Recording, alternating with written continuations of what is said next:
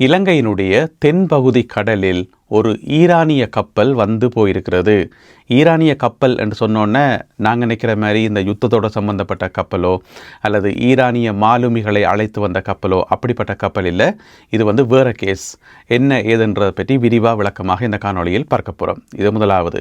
அடுத்தது வந்து இலங்கையில் வந்து போதைப்பொருள் வர்த்தகத்தில் ஈடுபடுகின்ற 5 முக்கிய வியாபாரிகள், பெரிய வியாபாரிகளாம். அந்த போதைப்பொருள் மாஃபியாக்கள் என்று சொல்லுவோம் தானே, அந்த மாதிரி 5 மாஃபியாக்கள் அடையாளம் காணப்பட்டிருக்கிறார்களாம். அந்த 5 மாஃபியாக்களில் 4 பேர் இங்கே யூரோப்பில் இருக்கிறோமாம். ஒரு ஆள் வந்து துபாயில் இருக்கிறாராம். இது சம்பந்தமான தகவல்களை இலங்கை போலீசார் வெளியிட்டிருக்கிறார்கள். எனவே எல்லாவற்றையும் தொகுத்து விரிவாக விளக்கமாக இந்த காணொளியில் பார்க்க போகின்றோம். பல அதிர்ச்சியூட்டும் தகவல்கள் இந்த காணொளியில் காத்திருக்கின்றன. தமிழடியான் சொந்தங்கள் அனைவருக்கும் வணக்கம். ஏப்ரல் மாதம் 2ஆம் தேதி 2026ஆம் ஆண்டு வியாழக்கிழமை. வாருங்கள் காணொளிக்குள் போகலாம். ஈரானிய கப்பல் என்றோன்னே எங்களுக்கு உடனே ஞாபகம் வரும் ஐரிஸ் டெனா, ஐரிஸ் பூசர், இந்த மாதிரியான போர்க்கப்பல்கள். ஏன்னு சொன்னால் கடந்த ஒரு மாதமாக ஊடகங்களில் வந்து இதுதான் முக்கிய செய்தியாக இருந்தது. ஈரானிய கப்பல் வந்து தாக்கப்பட்டது, அதில் இருந்த மாலுமிகள் எல்லாம் வந்து அழைத்து வரப்பட்டு இப்போ இலங்கையில் தங்க வைக்கப்பட்டிருக்கிறது, இந்த மாதிரியான பிரச்சனைகள். எனவே ஈரானிய கப்பல் என்று சொன்னோன்னே எங்களுக்கு அந்த ஞாபகம் தான் வரும். இது வந்து அந்த கப்பல் கிடையாது. இது வந்து வித்தியாசமான கப்பல், போதைப் பொருட்களை ஏற்றி வந்த கப்பல். எங்களுக்கு ஏற்கனவே போன வருஷமெல்லாம் செய்திகளில் வந்து அடிபட்டது என்று சொன்னால், இந்த இலங்கைக்கு வந்து வேறு நாடுகள்லேருந்து போதைப் பொருட்கள் வருது தானே. பிறகு இலங்கையில் இருக்கக்கூடிய உள்ளூர் வியாபாரிகள் படகு எடுத்து கொண்டு போயிட்டு அதை ஏற்றி கொண்டு வாரது. அதாவது பெரிய கப்பல் வந்து அங்கே நடுக்கடலில் நிற்கும், அவையில் கரைக்கு வராயினம் வர்றதுக்கு அனுமதியும் இல்லை. அப்போ சர்வதேச கடலில் வந்து அவர்கள் தரித்து நிற்கும் போது இலங்கையிலிருந்து போராக்கெல்லாம் போய் ஏற்றி கொண்டு வாரது. இதுதான் வழக்கமாக நடக்கிறது. அப்போ எங்களுக்கு ஒரு கேள்வி வரும் தானே, வெளிநாடுகளிலிருந்து போதைப் பொருட்கள் இலங்கைக்கு வருது என்று சொன்னால் எந்தெந்த நாடுகளிலிருந்து வருது என்று சொல்லி. இப்போ இங்கால வடபகுதியில் பார்த்தீங்கன்னு சொன்னால், யாழ்ப்பாண பக்கம் பார்த்தீங்கன்னு சொன்னால் கஞ்சாக்கள் கடத்தப்படுது. எங்கே இருந்து? தமிழ்நாட்டில் இருந்து, கேரளாவில் இருந்து கஞ்சாக்கள் கடத்தப்படுது. அதனுடைய பேரே வந்து கேரளா கஞ்சான்றதான். அதே மாதிரி இலங்கையினுடைய தென் பகுதியில் பார்த்தீங்கன்னு சொன்னால் ஒரு சில நாடுகளில் இருந்து தான் போதைப் பொருட்கள் வாருது. அதில் வந்து ஈரானும் ஒரு காலத்தில் வந்து முக்கியமான நாடாக இருந்தது. ஈரானிலிருந்து அதிக அளவு போதைப் பொருட்கள் இலங்கை நோக்கி அனுப்பி வைக்கப்பட்டன்னு சொல்லி இப்போ பார்த்தீங்கன்னு சொன்னால் அண்மையில், அதாவது பிப்ரவரி மாதம் 28ஆம் தேதி தான் யுத்தம் ஆரம்பித்தது. அந்த யுத்தம் ஆரம்பிக்கிறதுக்கு ஒரு கொஞ்ச காலத்துக்கு முதல் ஈரானில் இருந்து ஒரு போதை கப்பல் ஒன்று இலங்கை நோக்கி வந்திருக்குது. பெருமளவிலான போதைப் பொருட்களை ஏற்றி கொண்டு, அந்த போதைப் பொருட்களை ஏற்றி கொண்டு வரத்துக்கு இலங்கையிலிருந்து ஒரு மீன்பிடி படகொண்டு சர்வதேச கடல் நோக்கி போயிருக்குது. உங்களுக்கு ஞாபகம் இருக்கும் நினைக்கிறேன், நேற்றைய காணொலியில் சொல்லியிருந்தேன் நான், இலங்கையினுடைய தென்மேற்கு கடலில் ஒரு நெடுநாள் மீன்பிடி படகொன்று பிடிபட்டிருக்கிறது போதைப் பொருட்களுடன். அதுக்குள் இருந்த 5 பேர் கைது செய்யப்பட்டிருக்கிறார்கள்.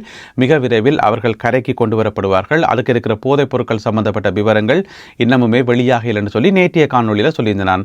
இப்போ பார்த்தீங்கன்னு சொன்னால் அது சம்பந்தமான தகவல்களை போலீசார் வெளியிட்டிருக்கிறார்கள்.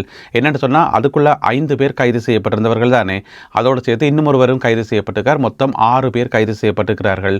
உள்ளுக்குள்ளே பார்த்தீங்கன்னு சொன்னால் 300 கிலோவுக்கும் அதிகமான ஹெரோயின் போதைப் பொருட்கள் இருந்திருக்குது. 298 பார்சலில் வந்து 300 கிலோவுக்கும் அதிகமான ஹெரோயின் போதைப் பொருள். அவற்றினுடைய பெறுமதி பார்த்தீங்கன்னு சொன்னால் 620 கோடி ரூபாவாம். அவளாம் வந்து இப்பொழுது கடற்படையினரால் கைப்பற்றப்பட்டிருக்கிறது. இப்போ அந்த படகுக்கு இந்த போதைப் பொருட்கள், இந்த ஹெரோயின் எங்கேருந்து வந்தேன்னு சொன்னால் அதுதான் அந்த ஈரானிய கப்பல்லேருந்து வந்திருக்குது. என்ன நடந்திருக்குன்னு சொன்னால், போன மாதம் பிப்ரவரி மாதம் 4ஆம் தேதி, பிப்ரவரி மாதம் 4ஆம் தேதி இலங்கையினுடைய சுதந்திர தினம் தானே. அப்போ எல்லாரும் வந்து அதில் பிஸியாக இருப்பினம் தானே. இங்கால நீர்கொழும்பு பக்கம் நிறைய மீன்பிடி துறைமுகங்கள் இருக்குது தானே. அதில் ஒரு துறைமுகத்தினுடைய பேர் வந்து வெள்ளமங்கந்த என்று சொல்லப்படுற ஒரு துறைமுகம். அதில் இருந்து ஒரு 5 பேர் படகொண்டு எடுத்துக்கொண்டு, நெடுநாள் மீன்பிடி படகொண்டு எடுத்துக்கொண்டு கடல் நோக்கி போயிருக்கணும், தென்மேற்கு கடல் நோக்கி போயிருக்கணும். ஏன்னு சொன்னால் அவைக்கு வந்து கட்டளை வந்திருக்குது, இந்த மாதிரி படகு எடுத்துக்கொண்டு போங்கோ, இன்ன இடத்துல வந்து ஒரு கப்பல் நிற்குது, அந்த கப்பலில் வந்து பொருட்கள் வந்திருக்குது, அதை ஏற்றி கொண்டு வாங்கன்னு சொல்லி இலங்கையில் இருக்கக்கூடிய லோக்கல் வியாபாரிகள் இருப்பினும் தானே அவையெல்லாம் இதை அரேஞ்ச் பண்ணுறது. அப்போ அவர்களுடைய ஏற்பாட்டில் வந்து இந்த 5 பேரும் இந்த படகு எடுத்துக்கொண்டு போனது. பிப்ரவரி மாதம் 4ஆம் தேதி படகு எடுத்துக்கொண்டு கடலுக்கு போயிருக்கணும். பிடிபட்டது வந்து முந்த நாள். அப்போ அவ்வளோ நாளும் கடலுக்குலாம் இருந்திருக்கணும். அதுக்கிடையில் வந்து இங்கே எவ்வளோ சம்பவங்கள், ஈரானிய கப்பல் எல்லாம் தாக்கப்பட்டு அங்கே பெரிய பெரிய சம்பவம்லாம் நடந்திருக்குது. அவைக்கு அது தெரியுமோ தெரியாது, அவைன்ற வேலை வந்து போதைப் பொருள் கடத்துறது தானே. எனவே போதைப் பொருட்களை போய் இறக்கி அதை ஏற்றி கொண்டு வர அந்த பிஸியில் இருந்திருக்கணும். கடலுக்குள்ளே இப்போ வந்து பிடிபட்டு போயிட்டோம். இப்போ எங்களுக்கு ஒரு கேள்வி ஒன்று வரும். என்னென்னு சொன்னால் இந்த செய்தியை நாங்கள் எத்தனை தடவை தான் கேள்விப்படுறது, ஒரே மாதிரி செய்தி. அதாவது கரையில் இருந்தோண்டு படகு எடுத்துകൊണ്ട് போவினமாம், 5 பேர் போவினம், நடுக்கடலுக்கு போவினம், அங்கே ஒரு படகு ஒன்று இருக்கும் அல்லது கப்பல் ஒன்று நிற்கும், அதிலேருந்து போதைப் பொருட்களை இறக்கி இங்கே கொண்டு வருவினம், கரைக்கு கொண்டு வரைக்குள்ள பிடிபட்டுருவினம். பிடிபட்டு அந்த 5 பேரும் கைது செய்யப்பட்டு அதோட சம்பந்தப்பட்ட எல்லாரும் கைது செய்யப்பட்டு அந்த போதைப் பொருட்கள் வந்து கைப்பற்றப்படும். அதுக்கு பிறகு நீதிமன்றம், வழக்கு, விசாரணை என்று சொல்லி அப்படியே போய்கொண்டிருக்கும். இந்த சம்பவம் வந்து என்ன ஒரு சம்பவமா 2 சம்பவமா எத்தனை சம்பவம் நடக்குது. இந்த மார்ச் மாதத்திலேயே பார்த்தீங்கன்னு சொன்னால் போன மாதம் மார்ச் மாதத்திலேயே இதோட 4வது சம்பவம் நடந்திருக்குது. ஆயுதங்கள் கொண்டு வந்து பிடிபடினம், போதைப் பொருட்கள் கொண்டு வந்து பிடிபடினம். அதுவும் பிடிவர்ற போதைப் பொருட்களுடைய பெறுமதி பார்த்தீங்கன்னு சொன்னால் கொஞ்சம் நெஞ்ச காசு இல்லை, எல்லாம் வந்து 500 கோடி 600 கோடி 700 கோடி இப்படித்தான். அப்போ நாங்கள் சாதாரணமாக ஒரு 1 லட்சம் ரூபா காசு எங்கேயாவது துளைச்சாலே வந்து எங்களுக்கு நித்திரையும் பெறாத ஒரு பதட்டமாக இருக்கும், ஐயோ 1 லட்சத்தை துளைச்சி போட்டோம் என்று சொல்லி. அப்போ இவ்வளவு கோடிக்கணக்கான பெறுமதியான போதைப் பொருட்கள் பிடிபட திரும்ப திரும்ப சலிக்காமல் அழுக்காமல் திரும்ப கப்பல்களை அனுப்பி கொண்டிருக்கணும் என்று சொன்னால் எப்படிப்பட்ட ஆக்கள் என்று யோசிச்சு பாருங்க. அவையில் வந்து எவ்வளோ பெரிய பணக்காரராக இருக்கணும், எவ்வளவு போதைப் பொருட்களை வந்து குவிச்சு வச்சிருக்கணும் வெளிநாடுகளில். அதனால தான் திரும்ப அனுப்பினோம். இது முதலாவது காரணம். 2வது வந்து இப்போ வர்ற படகுகள் எல்லாம் பிடிபடுற மாதிரி தான் எங்களுக்கு தெரியும். செய்திகளை பார்க்க எங்களுக்கு அப்படி தான் விளங்குது. 5 படகு பிடிபட்டிருக்கு, 6 படகு பிடிபட்டிருக்குன்னு சொல்லி நாங்கள் பார்க்குறோம். ஆனால் உண்மை அது இல்லை. அதை விடவும் பொலிசுண்ட கண்ணில் தெரியாமல், கடற்படையினுடைய கண்ணுக்கு தெரியாமல் சில படகுகள் வந்து வெற்றிகரமாக கரை நோக்கி கொண்டு வரப்படுகின்றன. அந்த படகுகளிலிருந்து போதைப் பொருட்கள் இறக்கப்பட்டு இலங்கையினுடைய பல பகுதிகளுக்கும் அனுப்பப்படுகின்றன. இப்போ யோசிச்சு பாருங்க, 5 படகு அனுப்பினோம், அந்த 5மே பிடிபட்டுன்னு சொன்னால் 6வது படகு அனுப்ப மனம் பெறாது. ஏன் 5மே பிடிபடுது? இலங்கை போலீஸும் இலங்கை கடற்படை வந்து பயங்கர ஸ்ட்ரிக்டாக இருக்குது. எனவே இலங்கை வந்து சரிப்பட்டு வராது, உங்கள் வந்து பிஸ்னஸ் பண்ணலாது, நாங்கள் வேறு நாட்டை சூஸ் பண்ணி வேறு நாட்டில் போய் பிஸ்னஸ் செய்வோம் என்று சொல்லி அந்த பக்கம் தான் போவினோம். ஓம் தானே. ஆனால் இங்கே வந்து பிடிபட திரும்ப வருதுன்னு சொன்னால் என்ன அர்த்தம் என்று சொன்னால், பிடிபடாமலும் நிறைய கப்பல்கள் வெற்றிகரமாக சக்ஸஸ்ஃபுல்லாக உள்ளுக்குள்ளே வருது. இப்போ 15 படகுகளை அனுப்பி அதில் 5 வந்து பிடிபட்டுட்டுது, மிச்சம் 10 வந்து சக்ஸஸ்ஃபுல்லாக நாட்டுக்குள்ளே வந்துட்டுன்னு சொன்னால் போதைப் பொருட்களோட அது அவைக்கு ஹாப்பி தானே. சரி 5 தானே பிடிபட்டது, போனால் போகுது, நாங்கள்லாம் 10 வந்து வெற்றிகரமாக இறக்கிட்டோமே, அப்போ தொடர்ந்து அனுப்புவோம்னு சொல்லி தொடர்ந்து அனுப்பிவிடும். எனவே தொடர்ந்து அந்த படகுகளையும் போதைப் பொருட்களையும் வந்து அனுப்புறதுக்கான அந்த மோட்டிவேஷன் எங்கேருந்து வருதுன்னு சொன்னால், வெற்றிகரமாக இங்கே நாட்டுக்குள்ளே போதைப் பொருட்கள் கொண்டு வரப்படுது. இதுதான் காரணம். எனவே இந்த மாதிரியான பிஸ்னஸில் வந்து ஈடுபட்டுக்கிறார்கள் யாருன்னு பார்த்தீங்கன்னு சொன்னால், அவர்கள் சாதாரண ஆட்களாக இருக்க வாய்ப்பே இல்லை. பெரிய போதை மாஃபியாக்களாகவும் பெரிய பணக்காரராகவும் இருக்கணும். அப்படி இருந்தால் மட்டும்தான் இந்த பிஸ்னஸை வந்து சக்ஸஸ்ஃபுல்லாக செய்ய முடியும். இப்போ இலங்கையில் வந்து நிறைய பேர் பிடிபடினம், ஒவ்வொரு நாளும் தான் பிடிபடினம் ஆக்கள். அதோட இந்த முழு நாடும் ஒன்றாக என்ற ஒரு நடவடிக்கை இருக்குதானே, அந்த நடவடிக்கையிலையும் பார்த்தீங்கன்னு சொன்னால் நிறைய பேர் வந்து கைது செய்யப்படுறார்கள். என்ன பிரச்சனைன்னு சொன்னால், இலங்கையில் கைது செய்யப்படுற அத்தனை பேருமே வந்து நாங்கள் சாதாரணமாக சொன்னால் வாளுகள்லாம் பிடிபடுதே தவிர தலைகள் பிடிபடவில்லை. இப்போ வந்து இலங்கை குற்றப்புலனாய்வு பிரிவினர் CID நடத்திய விசாரணைகளில், நீண்ட கால விசாரணைகளையும் நிறைய தகவல்களை சேகரித்ததிலையும் சில முக்கியமான தகவல்கள் இலங்கை புலனாய்வு பிரிவுக்கு கிடைச்சிருக்குது. அதில் என்ன சொல்லப்பட்டிருக்குன்னு சொன்னால், முக்கியமாக 5 பெரிய மாஃபியாக்கள் செயல்படுகின்றார்கள். அந்த 5 மாஃபியாக்களும் வெளிநாடுகளில் தான் இருக்கிறார்கள். அந்த 5 பேரில் 4 பேர் யூரோப்பில் இருக்கிறார்கள், ஒரு ஆள் வந்து துபாயில் இருக்கிறார். இந்த 5 பேருமே வந்து சாதாரண ஆட்கள் இல்லை. அதாவது இலங்கை குற்றப்புலனாய்வு பிரிவுக்கு அந்த 5 பேருடைய பெயர் விவரங்கள் தெரியுமாம். பெயர் விவரங்களும் எந்தெந்த நாட்டில் இருக்கிறார்கள் என்று சொல்லி அந்த விவரங்கள் எல்லாமே தெரியுமாம். ஆனால் அது வந்து வெளியிடப்படையில, சும்மா மேலோட்டமான தகவல்கள் மட்டும்தான் வெளியிடப்பட்டிருக்கிறது. இந்த 5 பேரில் வந்து 4 பேர் யூரோப்பில் இருக்கணும். யூரோப்பில் வந்து இரட்டை குடியுரிமை கொண்டவர்களாம். அவர்களை வந்து கைது செய்கிறதோ அவர்களை வந்து இலங்கைக்கு கொண்டு வரதோ மிக கஷ்டம் என்று சொல்லி சொல்லப்படுது. இது முதலாவது. 2வது வந்து இந்த 5 பேருமே வந்து உள்ளூரில் வந்து மிகவும் செல்வாக்கு மிக்கவர்களாம். இந்த நாட்டு அரசாங்கங்களோட, இந்த நாட்டு கம்யூனிட்டியோட வந்து மிகவும் நெருக்கமானவர்களாம். ஆக்கள் என்று தெரியல, இந்த 5 பேருமே வந்து செல்வாக்கு மிக்க மனிதர்கள் என்று சொல்லி சொல்லப்படுகிறது. எனவே இவர்களை வந்து ஹண்ட் பண்றது, வேட்டையாடுறது வந்து அவ்வளவு சுலபமான காரியம் இல்லை என்று சொல்லி குற்றப்புலனாய்வு தரப்பில் வந்து சொல்லப்பட்டிருக்கிறது. அடுத்தது, இவர்கள் இலங்கையில் வந்து என்ன செய்கின்றார்கள்? இவர்கள் இருக்கிறது வந்து வெளிநாட்டில், ஆனால் இலங்கையில் என்ன செய்கிறார்கள் என்று பார்த்தீங்கன்னு சொன்னால், ஒன்று வந்து போதைப் பொருளை அனுப்பி போதைப் பொருள் வியாபாரம். இவர்களுக்கு வந்து பெரிய நெட்வொர்க் வலையமைப்பெல்லாம் இருக்காம் இலங்கையில். எல்லாருடனான அந்த தொடர்பும் இருக்குத்தானே. அதில் சொல்லுவோம் வந்து இந்த என்கிரிப்டட் முறையில் தான் தொடர்பு கொள்றதாம். அதாவது வந்து இந்த பாதுகாக்கப்பட்ட முறையில் அவர்களுடைய அந்த தகவல் தொடர்பு முறையை வந்து உடைக்க முடியாதுன்னு சொல்லப்படுகிறது. என்னென்னு சொன்னால் அவ்வளவு ரகசியமாகவும் என்கிரிப்டட் முறையிலே வந்து அவர்களுடைய தொடர்பாடல் இருக்காம் என்று சொல்லி இந்த தகவலில் சொல்லப்படுகிறது. அதாவது போலீஸ் வெளியிட்டுள்ள தகவலில் வந்து சொல்லப்படுகிறது. இந்த தகவலை வெளியிட்டது யாருன்னு நான் உங்கள்கிட்ட சொல்கிறேன். அதாவது குற்றப்புலனாய்வு பிரிவுக்கு தானே சிஐடி. அந்த சிஐடிக்குள்ளே பார்த்தீங்கன்னு சொன்னால் கணக்க பிரிவுகள் இருக்கும். அதாவது ஒன்று சிஐடி, அடுத்தது வந்து எஃப்சிஐடி. எஃப்சிஐடி என்ன செய்யும்?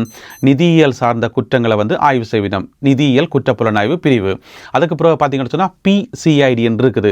சட்டவிரோதமாக யாராவது சொத்துக்கள் சேர்த்தா அவர்களை பற்றின தகவல்கள் எல்லாத்தையும் கலெக்ட் பண்ணி அவர்களை கைது செய்கிறது தான் பிசிஐடியினுடைய வேலை. அதே மாதிரி இந்த சிஐடிக்குள்ளே வந்து இன்னும் ஒரு பிரிவு ஒன்று இருக்குது. அதனுடைய பேர் வந்து சிசிஐபி. சிசிஐபி நாங்கள் கேள்விப்பட்டதே இல்லையே, புதுசாக இருக்கே என்று சொல்லி நீங்கள் கேட்பீங்கள். அது வந்து பெருசாக பிரபலம் இல்லை. அந்த ஒரு பிரிவு வந்து ஏன் உருவாக்கப்பட்டோன்னு சொன்னால் முழுக்க முழுக்க இந்த போதைப்பொருள் கடத்தல், போதைப்பொருள் மாஃபியாக்கள், இந்த போதைப்பொருள் வலையமைப்பு இதை வந்து புலனாய்வு செய்து கண்டுபிடிக்கிறதுக்காக உள்நாட்டிலையும் வெளிநாட்டிலையும் புலனாய்வு செய்து கண்டுபிடிக்கிறதுக்காகவே உருவாக்கப்பட்ட ஒரு அமைப்பு தான் இந்த சிசிஐபி. அதாவது சென்ட்ரல் கிரைம் இன்வெஸ்டிகேஷன் பீரோ என்றதனுடைய சுருக்கம் தான் சிசிஐபி. அதனுடைய ஒரு பணிப்பாளர் தான், போலீஸ் அதிகாரி பணிப்பாளர் தான் இந்த தகவலை வந்து சொல்லியிருக்கார். இந்த 5 பேர் பற்றின தகவல்கள். சரி, இந்த 5 பேரும் வந்து இலங்கையில் வந்து பெரிய நெட்வொர்க்கை வச்சு கொண்டு வேலை செய்யணும், போதைப்பொருள் வியாபாரத்தில் ஈடுபடினோம். அது மட்டும் இல்லாமல் கள்ள பிஸ்னஸ் தானே போதைப்பொருள் பிஸ்னஸ் என்றா, கள்ள பிஸ்னஸ் ஒரு பக்கம், நல்ல பிஸ்னஸும் செய்யணுமாம் இந்த 5 பேரும். என்னடா நிறைய காசு இருக்குத்தானே, வேற வேறு ஆக்களை வச்சு பினாமிகளை வச்சு பெரிய பெரிய ஹோட்டல்ஸ், மிக முக்கியமாக இலங்கையினுடைய சுற்றுலாத்துறை இருக்குத்தானே, அந்த சுற்றுலாத்துறையில் வந்து நிறைய இன்வெஸ்ட் பண்ணி வச்சிருக்கணுமாம். சில பேர் வந்து ஹோட்டல்ஸே நடத்தினோம், பெரிய 5 ஸ்டார் ஹோட்டல். நாங்கள் இப்போ இலங்கையில் பெரிய 5 ஸ்டார் ஹோட்டல்ஸும் பல வழக்குதுண்டு பார்த்தா அதனுடைய ஓனர் வந்து போதைப் பொருள் கடத்தல்காரர், போதைப் பொருள் மாஃபியா. அவர்களுக்கு சொந்தமான ஹோட்டல்ஸும் இலங்கையில் இருக்காம். வேறு வேறு துறைகள் எல்லாம் வந்து பயங்கரமாக இன்வெஸ்ட் பண்ணி வச்சிருக்கணுமாம். ஏன் அப்போ நல்ல பிஸ்னஸை வந்து ப்ராப்பராக பதிஞ்சு ஒரு ஆளுடைய பேரில் வந்து முறையாக டேக்ஸ் எல்லாம் கட்டி நீட்டாக வச்சிருக்கணும்னு சொன்னால் காசை வந்து மணி லாண்ட்ரிங் என்று சொல்கிறது தானே, பண தூய்மையாக்கல்னு சொல்லி அந்த வெளிநாட்டிலேருந்து கருப்பு பணத்தை கொண்டு வந்து அங்கே தூய்மையாக்கிறதுக்கு ஒரு ப்ராப்பரான நிறுவனம் வேணும் தானே, அதுக்காகத்தான் அதெல்லாம் பயன்படுத்தப்படுதாம்னு சொல்லி எல்லா தகவல்களும் வந்து இப்போ சிஐடி இந்த கையில் வந்துட்டுது. அடுத்த கட்டம் இவர்களை வந்து எப்படி கைது செய்து நாட்டுக்குள்ளே கொண்டு வரன்றதான். இனி அவர்களோட சம்மந்தப்பட்ட பிஸ்னஸ் எல்லாமே வந்து முடக்கப்படும். இதில் 2 பேரை பற்றின இன்னும் ஒரு தகவல் சொல்கிறேன்னு பாருங்க. யூரோப்பில் இருக்கிற 2 பேர், அவர்கள் 2 பேரும் இங்கே யூரோப்லாம் இருக்கணும், அப்பாமார், அவர்களுடைய மகன்மார் 2 பேர் இலங்கையில் உள்ளூராட்சி சபை தேர்தலில் போட்டி போட்டு 2 மாநகர சபையில் வந்து வெவ்வேறு 2 மாநகர சபைகள், அது எந்தெந்த மாநகர சபைன்னு சொல்லி பேர் விவரங்கள் வெளியிடப்படையில் அதில் வந்து உறுப்பினர்களாக இருக்கிறார்களாம். அப்போ பார்த்தா எப்படி இருக்குது, ஒரு நல்ல குடும்பம் போல இருக்குது. தேர்தலில் போட்டி போட்டு வெற்றி பெற்று மகன் வந்து மாநகர சபையில் வந்து கவுன்சிலராக இருக்கிறார். அப்போ நல்லதானே என்று நாங்கள் நினைப்போம். ஆனால் அவருடைய அப்பா வந்து வெளிநாட்டில் மாஃபியா. அப்படி 2 மகன்கள் வந்து அடையாளம் காணப்பட்டிருக்கிறார்களாம். தற்சமயம் வந்து நல்லா சிரிச்ச முகத்தோட மாநகர சபையில் உறுப்பினராக இருக்கிற போராட ஒரு நாளை போய் அப்பைக்குள்ளே தெரியும் அதோட பதவியும் இல்லை ஒன்றும் இல்லைன்ட்டு கம்பிக்கு பின்னால் இருக்க போயினோம். ஓகே, அது ஒரு பக்கம் இருக்கு. அதே மாதிரி இன்னும் ஒருத்தரை பற்றின தகவலும் இருக்குது. என்னன்னு சொன்னால் அவரும் வெளிநாட்டிலான் இருக்கிறார். அவருக்கு சொந்தமாக நிறைய பிஸ்னஸ்கள் இருக்காங்க. கொஞ்சம் நெஞ்ச பிஸ்னஸ் இல்லை, நிறைய பிஸ்னஸ் வச்சுக்காராம்.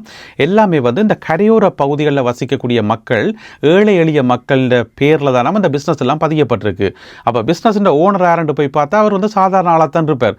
என்னென்று ஆளை பார்த்தா அவ்வளோ சர்வ சாதாரணமாக இருக்கிறார். இவருக்கு சொந்தமாக எப்படி ஒரு 5 ஸ்டார் ஹோட்டல் இருக்க முடியும், எப்படி ஒரு பெரிய ஒரு கிளப் ஒன்று இருக்க முடியும் என்று சொல்லி ஒரு ஆச்சரியம் இருந்தானே. அப்போ இந்த ஓனர் வந்து உண்மையான ஓனர் வந்து வெளிநாட்டில் இருக்கிறார். அங்கே அவற்ற பேரில் வந்து பதிவு செய்யப்பட்டிருக்கு. இப்படியான பல வேலைகள் எல்லாம் பார்த்து நீண்ட காலமாக, அதாவது ஒட்டுமொத்த இலங்கையினுடைய போதை வர்த்தகமே வந்து இந்த 5 பேருடைய கைகளில் தான் இருக்காம் என்று சொல்லி இப்பொழுது சிசிஐபி பிரிவினர் வந்து கண்டுபிடித்திருக்கிறார்கள். அடுத்த கட்டமாக இவர்கள் வேட்டையாடப்படணும், இவர்களை வந்து கைது செய்யணும். ஆனால் அதுதான் மிக மிக கஷ்டம். ஏனென்று சொன்னால் இவர்கள் வந்து இரட்டை குடியுரிமை கொண்டவர்கள். எனவே இவர்களை நெச்ச மாதிரி கைது செய்து நெச்ச மாதிரி இலங்கைக்கெல்லாம் கொண்டு வர முடியாது. ஆனால் உள்ளூர் வலையமைப்புகளை வந்து முடக்க முடியும். அதாவது தலைகளை பிடிக்க முடியாது, வாள்களை பிடிக்க முடியும். எனவே அந்த வாள்கள் எத்தனை பேர் மாட்ட போயினோம்னு தெரியல. அங்கே ஹோட்டல்கள் எல்லாம் ரன் ஆகி கொண்டு இருக்குதானே, எத்தனை ஹோட்டல்கள் எல்லாம் வந்து சீல் வைக்கப்பட போதுன்னு தெரியல, எவ்வளவு பிஸ்னஸ் வந்து அடிபட போதுன்னு தெரியல. இந்த மாநகர சபையில் 2 உறுப்பினர்கள் இருக்கிறது தானே, அவை 2 பேருக்கு மிக விரைவில் தகுந்த பூசை கிடைக்கும் என்று சொல்லி எதிர்பார்க்கப்படுகிறது. எனவே காத்திருப்போம். இந்த காணொலியில் பகிர்ந்து கொள்ளப்பட்ட இந்த தகவல்கள் தொடர்பான உங்களுடைய கருத்துக்கள் என்ன என்பதை மறக்காமல் கீழே எழுதுங்கள். மீண்டும் சந்திப்போம் உறவுகளே. நன்றி, வணக்கம்.